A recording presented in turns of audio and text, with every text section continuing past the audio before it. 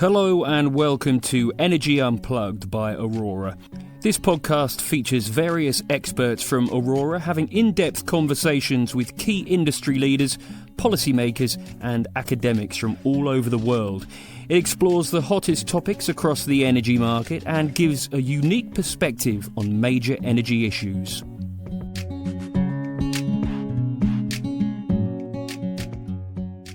Welcome to Energy Unplugged. My name is Ana Barillas. I'm head of Iberia and LATAM for Aurora. With me here today, I have my colleague, Alejandro Zerain. Alejandro is a project leader in the Iberia advisory team and leads all of the advisory projects that we do. And we are incredibly lucky to be co-hosting this podcast today with Camilla Nilsson. Camilla is the CEO of Kyoto Group. Now, Alejandro and I led an analysis on long-duration energy storage commissioned by Breakthrough Energy, which we published as a public report not long ago. And we were incredibly lucky to work with a large number of inspiring innovators in the world of long-duration energy storage, both power and heat. And Camilla was one of them. So Camilla, welcome to this episode. Thank you so much, Ana and Alejandro. This is my favorite topic. Fantastic. So just a few words on Camilla. So Camilla joined Kyoto Group in March 2021. She is an industrial economist by training, but has held several positions at companies like Yara International, Norsk Hydro, Umoe BioEnergy, and Agrinos. I think it's fair to say that her experience is very varied, but sustainability and clean technologies are the common thread between them. Prior to joining Kyoto, Camilla was VP for the business area Professional Farm Connectivity and was CFO in the business area of digital farming at Yara International. So Camilla, before we get into the topic of thermal energy storage, I just wanted to ask for those listeners that may not know what this is. What is digital farming? Digital farming is bringing advice to farmers to produce the crops in the most efficient and sustainable way by utilizing digital tools such as satellite images, bringing that together with the knowledge of the agronomists in the company and making algorithms to that so we can scale the agronomists basically and provide that knowledge to farmers in the field when needed. That's super interesting. And tell us a little bit about the journey from, well, that part of your corporate history, but more broadly into the world of thermal storage and Kyoto specifically. Yeah, so my first step into clean tech happened in 2007, I think, when I was in Norsk Hydro. And I was in corporate, and I moved into investment management in solar energy. Norsk Hydro used to be a company consisting of, it was oil and energy, it was fertilizer and aluminium production, and energy, as a lot of energy is needed for all that production. And then a while ago, Hydro spun off the oil and energy business and merged that with the company that today is Equinor. And Hydro spun off the fertilizer business to become Yara, which is today its own listed company. And then we were going to build a new business unit in Hydro focused on renewable energy. And this is around 15 years ago. And we were a group of 5 people, investment managers, starting to build that renewable energy portfolio for Hydro. And I did that for around 2 years. And then the financial crisis hit in 2009. And Hydro decided to put the renewable energy portfolio on hold, not to stop, to close it, but to put the further expansion on hold to safeguard the aluminium business. And by that time, I was too far into renewables, so I couldn't put that on hold. So then my only option was to follow that and to leave Hydro. And that threw me into the startup world, because that's where you find the clean tech. That's in smaller startup companies. So since then, I've been in the startup world, and it was almost a coincidence 3 years ago, an investor that brought my attention to Kyoto Group, and then started my own education that if we are going to do solar and wind, which I was passionate about, we will also need storage. And then I also learned in this, I remember the first slide deck I got. It was a lot of eye-openers for me. Then I learned that half of the energy in the world is heat. And it's much cheaper to store heat than electricity. And if heat is what we need, then it's much more efficient to store that as heat to balance that energy in the world. So then I suddenly felt that, wow, here's a big topic that no one is talking about. And that was my then passion and maybe a little bit of intuition that brought me to that. This is what I want to do. This is the big thing that no one is doing. Fantastic. Now, I think you probably hinted at this already, but what would you say is the biggest misconception on either long duration energy storage or kind of thermal storage in the industry? And I do feel there's a few misconceptions, but in your mind, what's the biggest one? Yeah, I like that question. Sometimes I think, should we call it something else than storage? Because what we are doing is the typical load shifting from day to night or from night to day. So in Denmark, there is a lot of offshore wind on the grid when everyone is sleeping and the plants are closed. So what we do then is to take that energy and we store it until the day when the plants open, and then we deliver it to the plant. In Spain, it's the opposite. It's a lot of energy available during the day from the sun, but the plants need it 24/7. So then we do the opposite. We take it during the day and we deliver it during night. But it's load shifting. It's not storage. And the reason why I think that we should sometimes call it someone else, because a question I often get is, how long can you store it? And it's not about the storing it for 1 or 2 or 3 days, because no one is paying for storing it, but it's paying for that load shifting. So I think that's a misconception. I think thermal energy storage does not describe what we do for the industry. Okay, that's super interesting. On that note, then, I think it's probably worth hearing from you a little bit about first, kind of, despite what you said about kind of the definition of storage, I think it is fair to say that your technology is classed as long duration energy storage. So the first question would be, how do you define long duration energy storage in Kyoto? And then the second one is, can you tell us a little bit about your technology and how it works?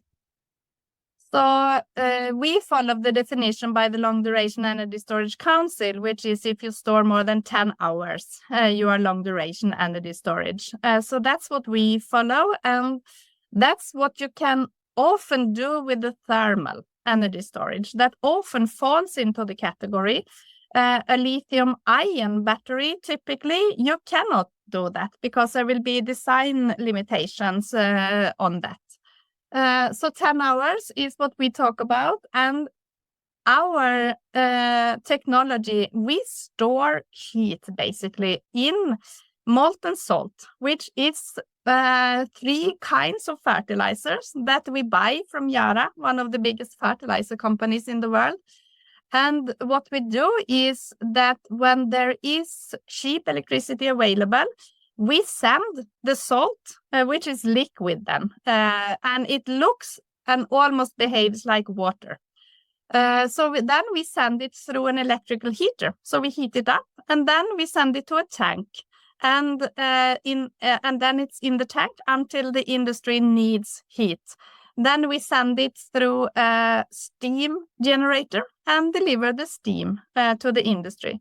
So very simplified, we are circulating liquid salt through a heater to heat it up, and then to discharge it to the industry when it's needed. Okay. And is it just for everyone's understanding, how common is this technology? Is this something that it's specific to Kyoto? Is this something that's more broadly adapted? How does your technology differentiate itself, I guess, from others?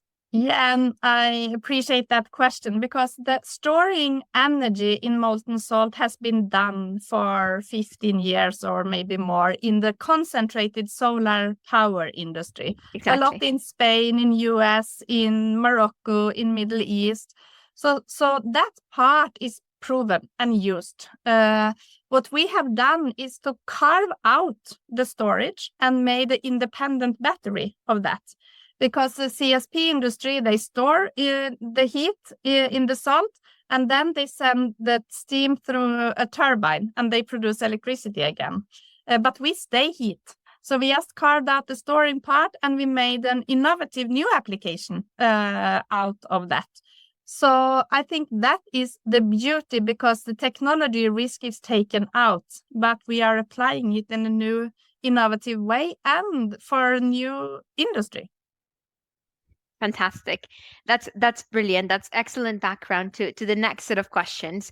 I know Alejandro wanted to get into some of the details around kind of the technology, the demand, and the barriers. So Alejandro, I'll let you lead Camilla through the next set of questions. Thank you, Ana, and thank you, Camilla, for joining us. Governments and both governments and the energy industry increasingly recognize the need for storage, right, to both integrate renewables and to decarbonize not only our power system but also our energy sector, right? And I think often the discussion is centered around electricity to best decarbonize the energy sector. But you rightly mentioned, Camilla, that half of the global final energy consumption comes from heat, right? So there is indeed a massive potential to develop thermal storage and to implement this technology, right? The question I had is, based on this potential, what markets are you see that are attractive to develop thermal storage globally? Yeah, so when we did our strategy a couple of years ago, we looked into basically three things. So first, in which geographies is there a need for heat in the industry, which is basically everywhere, but that is the starting point for our strategy. Where is it need for industrial process heat? And then we looked at temperatures, because we know that the salt that we use works well up to around 500 degrees Celsius. So that's the range we can operate, and that's more or less half of all the industrial heat in the world. And then we mapped that out, and then we said, okay, and where is it a lot of solar and wind in the energy system already? So where is the volatility on the supply of energy? And then a third parameter was, okay, where is it regulatory support to phase in this kind of storage? Who has seen this and who is incentivizing this to be introduced into the electricity market? And when you map those three parameters, it was a handful of countries that stood out to us.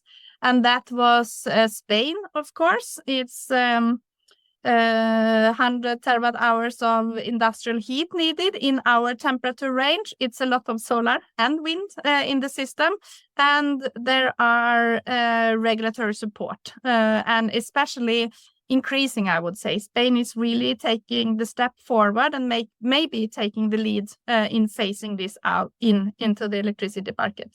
But also Germany and UK. Germany, 225 terawatt hours of industrial heat needed, a lot of wind and solar in the system. And the UK, similar size of the industrial heat needed, and all the offshore and onshore wind in the system. So those three countries was what we defined as our beachhead strategy. That's where we're going to start, together with Denmark and Norway, much smaller markets, but Denmark, I would say, is pioneering a bit.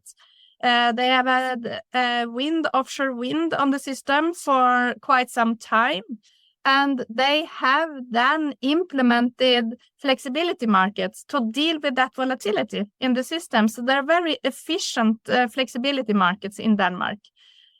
So we we think that we learn a lot by being in Denmark, and what we see in Denmark, we believe is going to happen in the rest of Europe, the more solar and wind that is being phased in. So we want to be in Denmark to learn from how does the system cope with the volatility. And then Norway don't have so much volatility because Norway is a battery in itself with a lot of hydropower.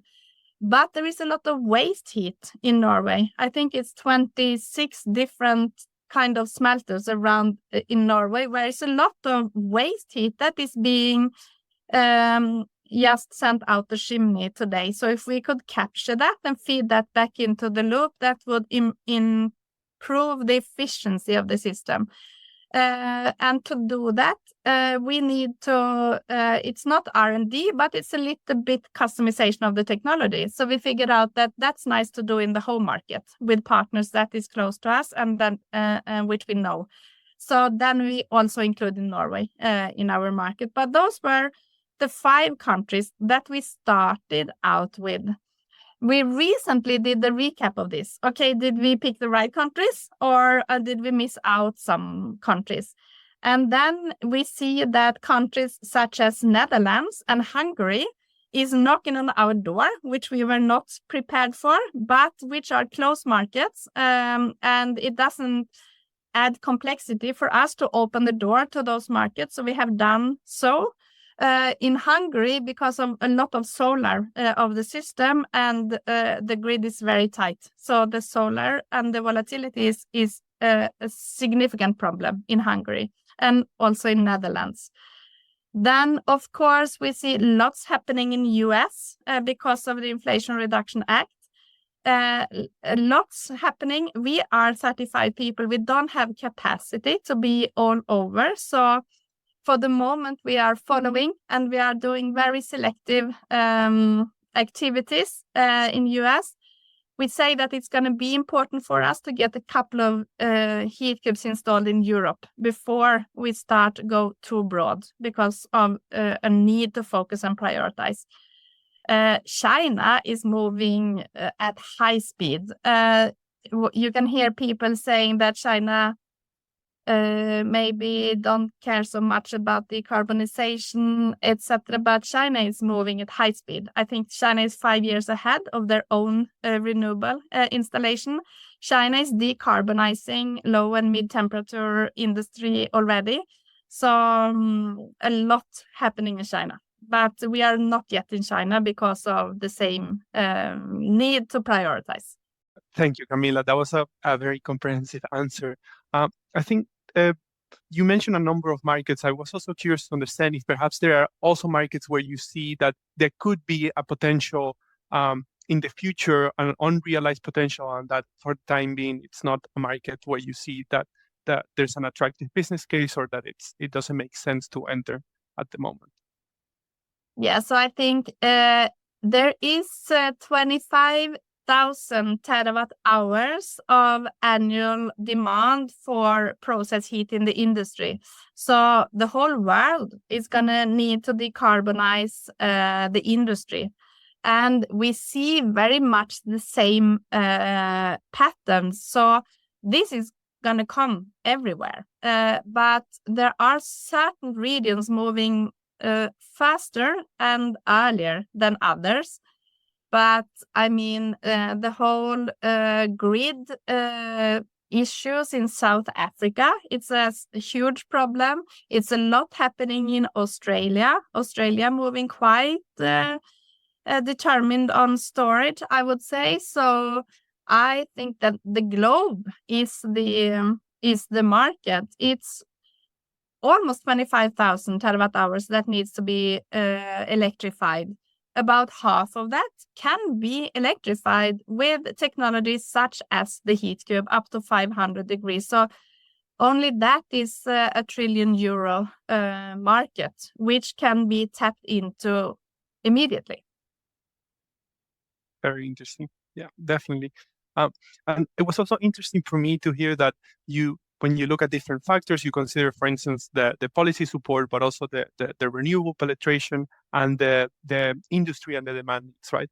And the interesting thing to see is that from the different markets that you mentioned, you can see that the driver in some of these markets is different, right? For instance, in the case of Spain, you do have the recent announcement of the PERTE support for thermal storage, whereas in other markets, perhaps this hasn't been implemented yet, but you still see the need from the industry, right, to develop this technology.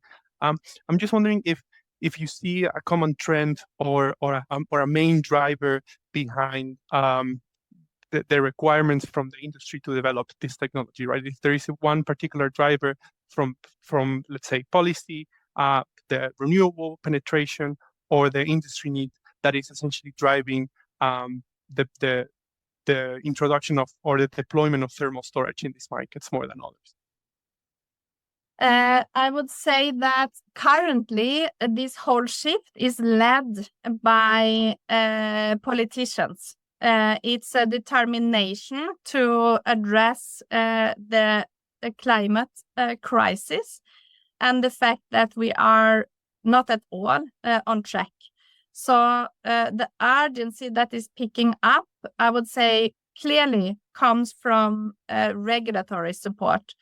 With that, all the industries today talking about decarbonization, everyone understands that we will have to decarbonize. So that is happening. What is different might be the sense of urgency.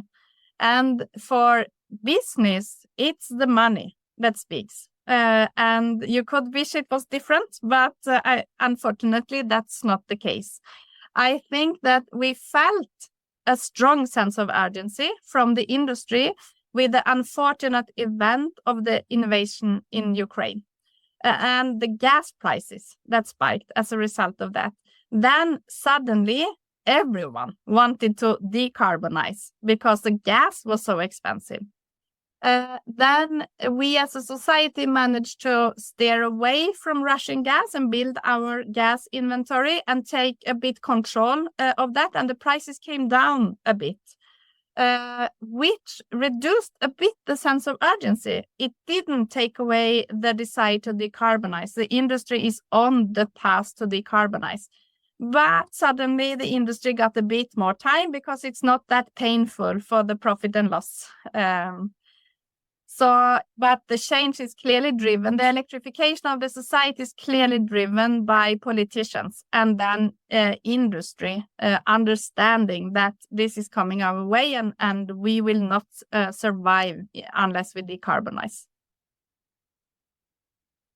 Thanks, Camilla. One of the interesting findings from the report that we did was the fact that a world in where you have big deployment of long duration energy storage, in this case was specifically for Spain. If you look at the system cost component, it's actually lower than in a world in where you don't. The allocation of subsidies and supports to the extent different technologies needed might be different, but the overall system cost is indeed lower. So that's an interesting point, right? Because what we're saying is, on the one hand, cost might be a barrier to the deployment of this technology, but that doesn't necessarily mean that from a system cost perspective, it's actually more expensive. It just means, for example, that in some markets, you're going to be wasting a lot of renewables because you don't have the storage or the load shifting capacity that you were referring to before. So it's an interesting dynamic when you say on the one hand, costs are the barrier, but on the other hand, when looking at the whole market perspective, that's actually not the case. It's a matter of prioritizing where some of that support might go.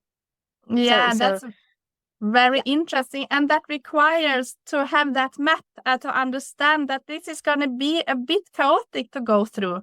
But when we come through, it's actually going to be cheaper.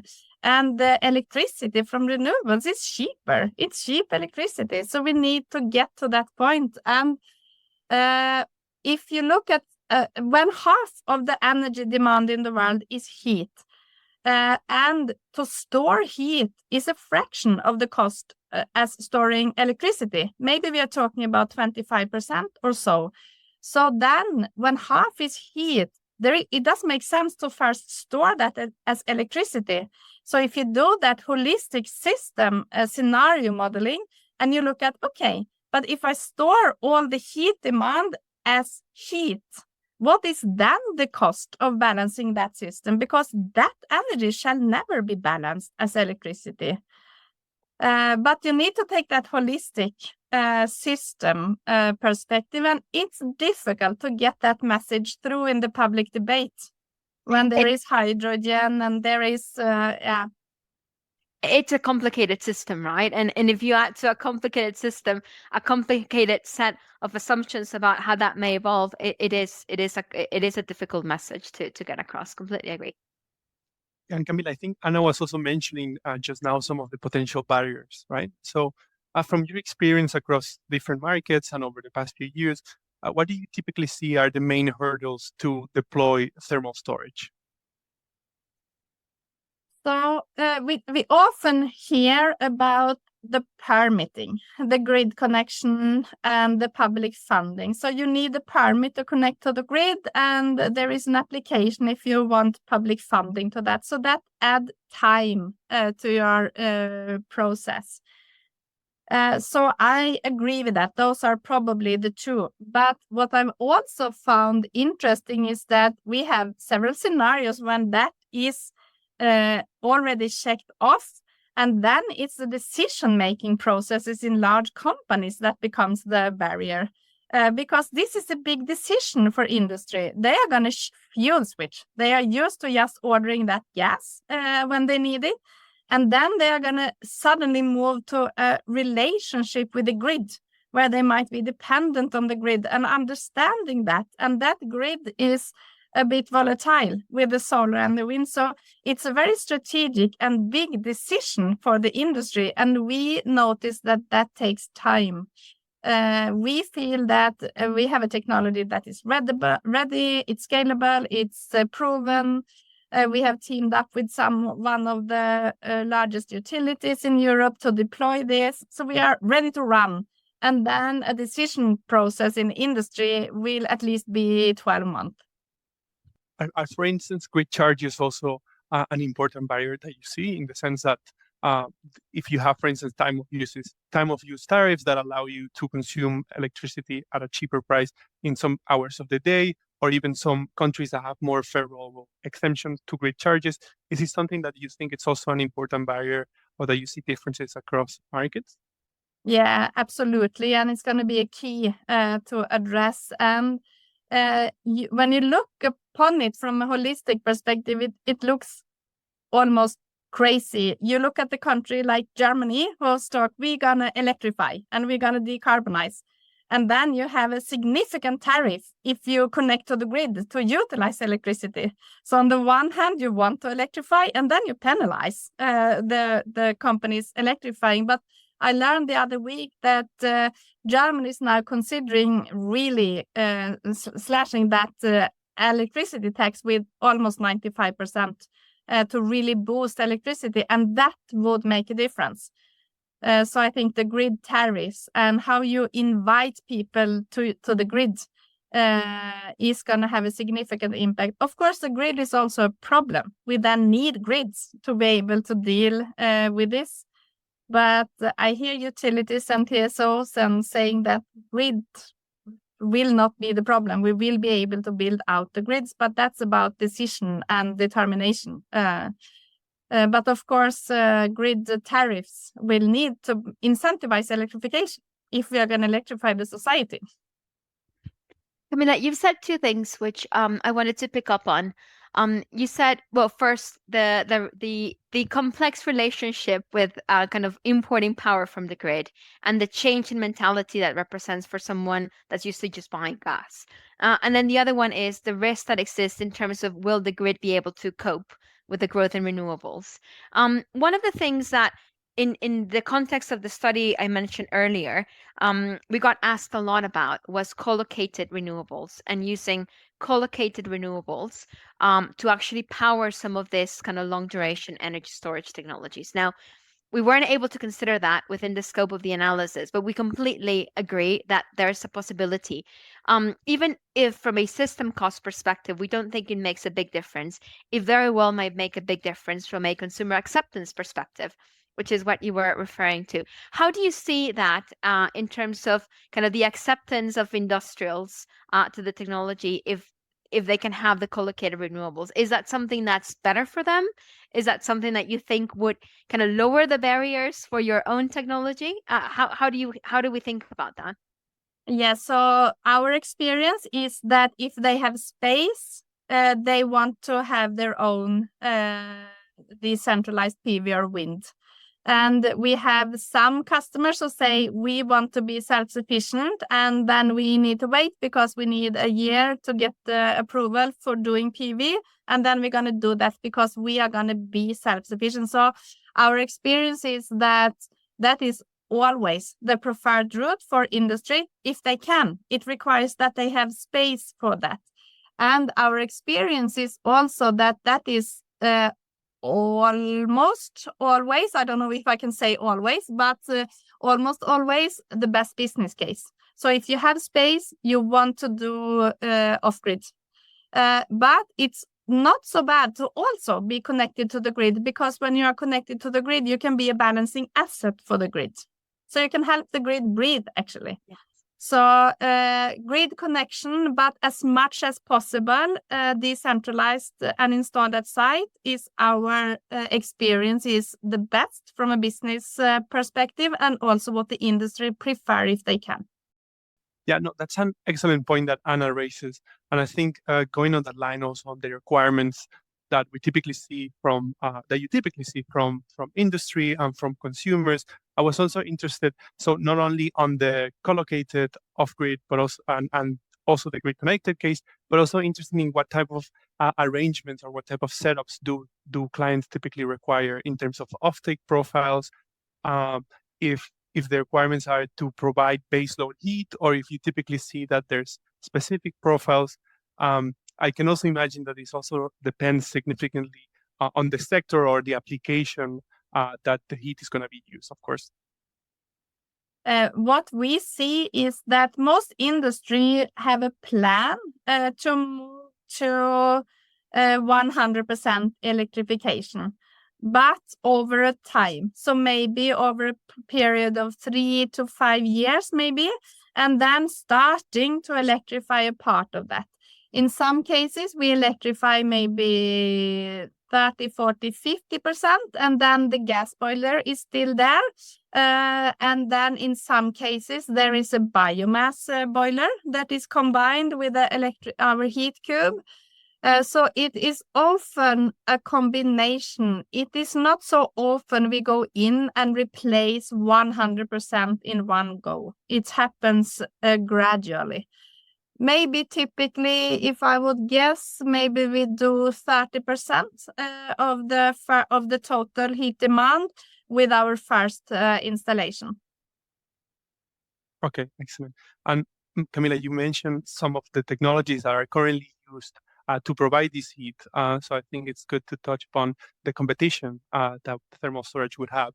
And in particular, we're curious to understand your view. How do you see the competition from, let's say, gas boilers, also electric boilers, and perhaps even hydrogen boilers, right? Do you see that the competition changes materially depending on the sector and the application, or do you also see that it changes significantly depending on the region, right? If there's also a component here of grid charges, both from the gas and the electricity, or even policy decisions such as subsidies to hydrogen? Yeah, so let me start with hydrogen. We don't see hydrogen competing in our space at all. Below the 500 degrees, hydrogen will never be competitive, and that's pure physics because you lose too much efficiency. But there are some areas in the industry which today looks very difficult to electrify, and that is when you have the 1500 degrees Celsius temperature. There is no electric solution for that today. And then we are talking about the fertilizer industry, the steel, maybe some parts of aluminium production. So the very cement typically. Then if you cannot electrify, the only option might be hydrogen. But that's how we see it. Then the only option is because electrify first. If you cannot, okay, then hydrogen. But it's going to be expensive because it's a very inefficient source to do it. But we have no option. We have to get rid of that fossil fuel. So then then we have to turn to hydrogen. So I think in those temperatures, there's going to be hydrogen. And then we have the long heavy transportation, which might also be difficult to electrify. And then that's what we then might have to solve with green ammonia, for example. But in our space, hydrogen is never going to be competitive. So we don't look at hydrogen as a competitor of ours. We are competing head-to-head with gas. That's our competitor. We are able to compete with gas today, but we need that it's the CO2 cost that come with the gas. Gas is a very cheap source of producing process heat. It's no question about that. It's just that it's not an option for our planet. But with the CO2 that cost that comes with it, we are competing with gas today. Gas prices are going to come down, but the CO2 prices are going to come up. And we have set a target for 2030. 180 countries have committed to go net zero. And we are not at all on track of that. I think we had first of all, this summer, July was the hottest month ever recorded. We know that half of the coral reefs are dead already, and we know that the rainforest is in deep trouble. And then we just learned a week or two ago that suddenly September was even much, much warmer than July was. So I think every month that we move towards 2030 without getting closer to our target, it's going to be more and more difficult for fossil fuels to produce heat for the industry. So we are competing with gas. We are comfortable that we will be able to compete with gas, and it will become more and more beneficial to electrify your process heat. Boiler is a fantastic solution. It produces heat for the industry from electricity. It just doesn't have any storage. So then you cannot rely on that. But we have cases where it works well to have an boiler and our storage installed next to each other at the site, and it plays together. But if you are going to decarbonize your plant 100%, you can never rely on the boiler because it doesn't have any storage. So it's going to be costly for you, and it's going to be, you don't have that security of supply. So boiler is a hybrid of a competitor and technology that we can combine with. Which else technologies did we talk about? Yeah, different regulatory. I think the grid tariffs that you mentioned is what differs from country to country and make a difference from country to country. If Germany decides to slash that tax on electrification, that's going to boost uptake of electrification. So when countries go in and do that, that has an impact. That's where we see Spain and Portugal taking a lead here. It's the countries in Europe which has the highest uptake of renewables. And we clearly now see support for introducing storage into that system. So we are happy about being in Spain, and we are sharing for countries to follow that. And we trust that's going to happen when the months pass by. I mean, 2030 is 75 months or so away, and we are far away from the target that we need to reach by 2030. That's an excellent perspective, Camilla. And now, just thinking back at your time, so we've covered a lot of topics, kind of barriers, kind of demand uptake profiles, some of the things you look for when you're thinking about developing the technology. You've been with Kyoto, as I mentioned, since 2021. If you look back at your time with Kyoto, and with the benefit of hindsight, is there anything you would do differently from a kind of education perspective, from a kind of deployment perspective? Any learnings from your time as a CEO? There are many key learnings here, and I think every day in a startup is learnings. And we continuously do that. So we often sit down and take down key learnings and implement that. I think for our first installation in Denmark, I think we have had at least 5 key learnings workshops, and we take down the key learnings and implement that on the go. Having said that, we couldn't be where we are today without those learnings. So there is only one way to build a company, and that's through, because we become who we are because we go through this. So there is no fast track. But what are the key learnings? As a startup, we cannot rely on 1 to 2 year decision-making processes in large industrial companies. So one important key learning for us is to categorize clients. Who is able to move fast and who is going to take 2 years to decide? And then we need to make sure that we have both those running in our pipeline so that we have some companies who are able to make decisions quickly and some companies who are immensely important for us because they are among the world's biggest companies in their segment. But they are going to take 1 to 2 years. That is a key learning that would have shaped us differently if we have done that from the beginning. We, as a startup, our first installation was for a state-owned power station. And public tendering is not easy to go through. So it's a bit crazy to start up, choose a public customer. Municipality as a customer. Having said that, we have learned so much with that. So I wouldn't want to be without that learning, but it's a painful experience to go through. We are now going to market together with Iberdrola. Iberdrola doesn't treat us different because we are a startup. They, of course, expect the same from us. So the same quality, the same standards of processes. So choosing then a partner to go to market, which is one of the largest and most professional utilities in the world, puts certain requirements on your organization. Luckily, our team says every day we are learning so much from this, but we didn't choose the easy path to the market. That's fantastic, Camilla. And frankly, there's a lot of learnings there that apply not just to the world of startups working with kind of large, older, established companies, but more broadly, to be honest, and in for business. So that's fantastic. Camilla, I am conscious of time. I want to thank you very much for spending the time with us to talk through kind of thermal storage and the technology. I know I've had a fantastic time learning about it.